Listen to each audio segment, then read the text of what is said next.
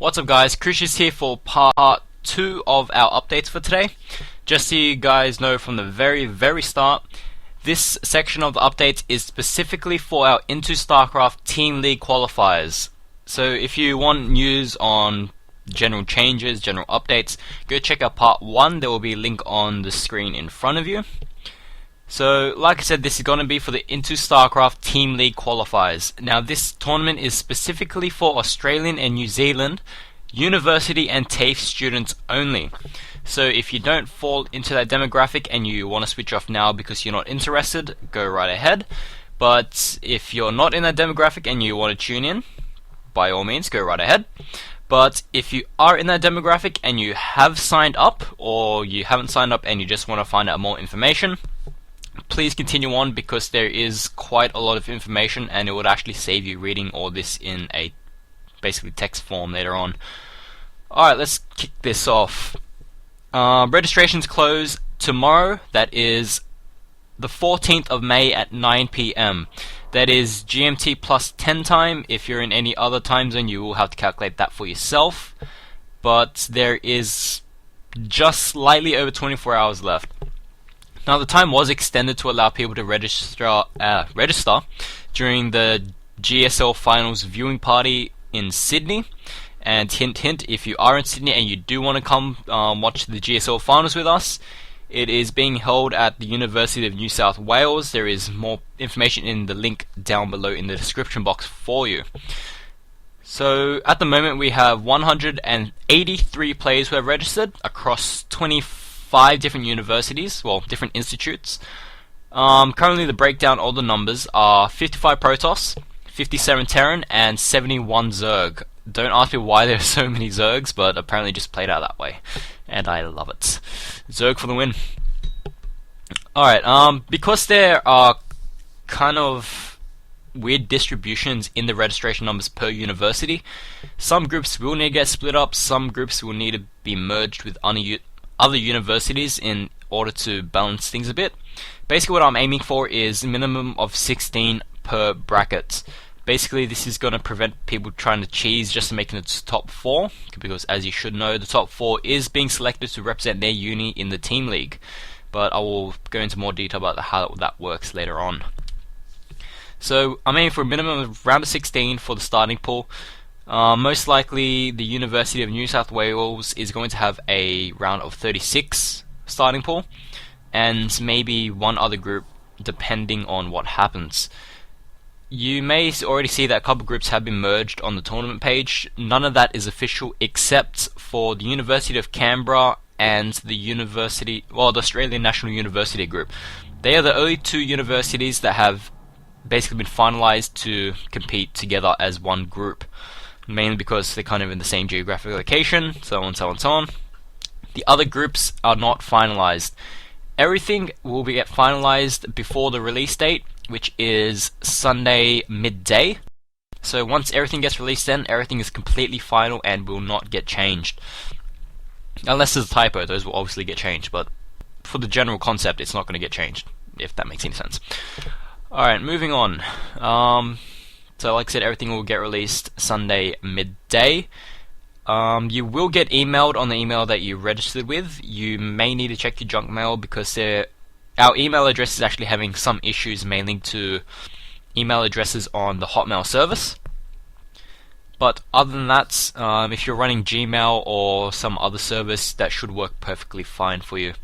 Also, if you attend University of New South Wales and maybe some other universities, because they do run Hotmail service for the emails, you will have to check the junk mail for that if you use your uni email address. But that should be all easy to work out, so that's completely and utterly fine. Alright, I'm going to start explaining how this tournament is going to work, because I actually have been getting some questions, some people are still confused, so I do want to clarify right from the start. The tournament that is starting on Sunday is the Team League Qualifiers. Keyword, Qualifiers. Basically, for the Qualifiers, you will only be versing people inside your brackets.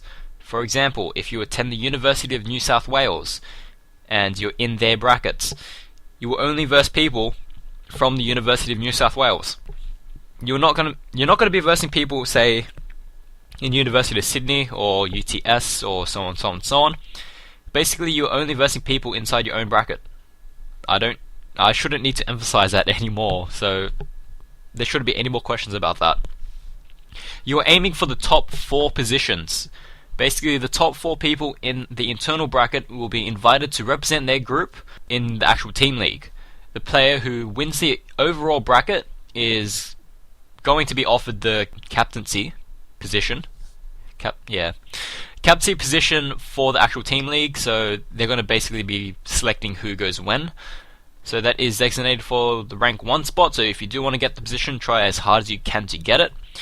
And of course we will need a couple of reserves, so what we're going to be doing is ranking the top 8 players. So everyone in a round of 4 is basically going to be fine, but if you're in the round of 8 and you lose, and if you lose in the round of 4, please keep in mind that you do need to play an extra set of matches. This is just going to allow us to figure out who comes 5th, 6th, 7th, 8th. And if someone does decline the offer to join in the team league, basically we're going to get the next person in line and they'll be replacing them. So don't count yourselves out just yet if you end up losing in the round of 8 or round of 4. You still may have a chance to participate in the team league. And also, if we do need to, we can expand to allow 6 people instead of 4. Basically, that's just going to come down to planning on the day. Well, not on the day, but when we actually get to the actual team league. Alright, so that should kind of explain how the qualifiers work. As for the actual team league, it's going to be starting around early July. I don't want to start when people are still on exams for obvious reason, and I do want to give you guys enough time to practice before the team league, but by the same token, I don't want to leave it too late, or else it's going to cut into the first semester of uni for some people, which I want to try to avoid as much as possible. So for the actual team league, again, it's going to be the top 4. For those who don't know how the team league works, you can either look up the GSTL, and that should explain it for you, and just so everyone knows, there is a GSTL coming up after the current season, which I believe starts on Monday. So I will add a link to it for you so you can watch it if you're kind of confused. But for those who can't be bothered to do that either, here is a quick rundown. Each captain will select 1 person from each team. Well, the captain will select someone from their own team. Those 2 players will fight off in a 1-set match. The loser will get replaced by someone else on their team. And basically the first team to eliminate all 4 players of the opposing team wins and proceeds to the next round. And from there it basically continues on like any other normal tournament would. So that is how the team league works. Pretty simple. Basically the same concept as a 1v1 tournament, except you're basically fighting as a unit. For the team league, I'm currently looking for sponsors. At the moment I haven't really gotten any replies back yet, but I am expecting some soon. So if we do manage to get some sponsors, that is going to be a prize pool available for the team league. It may be monetary. It's going to give you money, whatever that term is. Either that or it's going to be hardware or some other services, depending on what the sponsors actually are. I am going to ask for your help in this, because basically sponsors look for people who will give them exposure. So the more exposure this tournament has, the more likelihood we actually are going to get sponsors, which ends up meaning prizes for you guys, rewards, basically something that you guys can work towards. So if you want to, and if you actually can be bothered to, please try to spread the word about this tournament as much as possible. Try to post links wherever you can. Obviously they kind of have to relate. You can't really go posting this link on, say, a cooking forum, but actually no, yeah, go post it on the cooking forum. Just spread it wherever you can. Basically the more exposure we get, more likelihood we're going to get sponsors, and basically that's going to work out better for you guys in the long run. So I'm going to try to do as much as I can. It would be great if you guys can as well, and hopefully we can end up with something at the end of the day. Alright, now that all the explaining is done, I am actually going to start going through a general set of instructions for our registered players. Some of you may have participated in other tournaments, some may have not, but just so you guys know from the very start, we try to run our tournaments as professionally as possible, but we don't really know how exactly other people do it. Mainly because we're just doing this on our own accord. We haven't really been a part of any professional groups, but we try to do what we can and what we think is logical and reasonable. And basically one of our main concepts is we take privacy fairly seriously. So in order to obtain this, well, in order to meet this standard and make it still easy for you guys, when everything gets released on Sunday midday, there will also be 2 new features on the website to replace the registration page. First one is going to be a tool that will help you find your opponent's details. Second is going to be a tool for you to email your opponent. Now I'll explain each one as we get to it, so just bear with me for a second. When everything gets released, you will get a graphic representation of what the bracket looks like. So you're going to get the image saying A versus B, C versus D, so on, so on, so on, so on. But it's not going to give you the identifier code for your opponent. You will need to go onto the website, go down to the opponent finder tool. Basically, you'll be asked to enter in your username, your BattleNet identifier code, that is the 3-digit code that goes along with your username, as well as the email address you use to register with. If all those details check out, you will be provided with your opponent's username and their code. You will not be presented with their email address, and I will explain after this when we get to the emailing tool. Yeah. So basically what you can do with their information is add them in-game, and if they're online you can contact them that way, and you also need that to set up your matches. But if you can't get in contact with them in-game, there is the second option, which is our emailing tool. Basically, again, you'll be prompted to enter username, your code, and the email you registered with. And if all that checks out, basically you'll be given the ability to send an email to your opponents. The only difference is the email is not going to be coming for your address. It is going to be sent to them via IntoStarCraft's email address. Basically what this allows us to do is it's going to allow us to keep a record of the messages. Now I'm going to expand on that just a bit because some people get slightly uneasy about all that. Basically the reason we keep records of the emails is we need a way to basically check up if players are actually setting up their matches or not. So if, say, we get a set of matches that weren't played, we can look at the records, we can see player A made an attempt to contact player B, but player B didn't really respond, or they agreed and player B didn't show up. So if there are no matches played, we can look at that. We can say, oh yeah, player A made an effort, so player B will by default lose that round. And the second reason is it actually helps us quite a bit, because we will know if the tool is actually being used to its full potential or if people are just ignoring it, and we don't need to really maintain it all that much. But the reason that we use the emailing tool in general is it actually helps keep your own email address private. It doesn't make things easy for us, because at the end of the day we have to do a lot more work to maintain that for you guys to use each round. But it actually helps you guys quite a bit, because you're not going to send out your personal email address out to your opponent which you have no idea who it is, which generally isn't really a good idea, because you don't really want your email address posted up in a huge ass list where all say 190 players are going to see it. Same thing goes for your identifier code, which is what the first tool is for. So you can send emails, you don't need to give it your email address, they don't need to give you theirs, and you can actually still get in contact with each other. So at the end of the day, it works out best for both of us, so give it a try, and if you find it a bit too tedious or you find anything wrong with the features that we offer you, just let us know and we can try to come to a compromise. If you find that the privacy thing is kind of a bit over the top, let us know that as well, and we can basically try to come up with something that basically works for the both of us.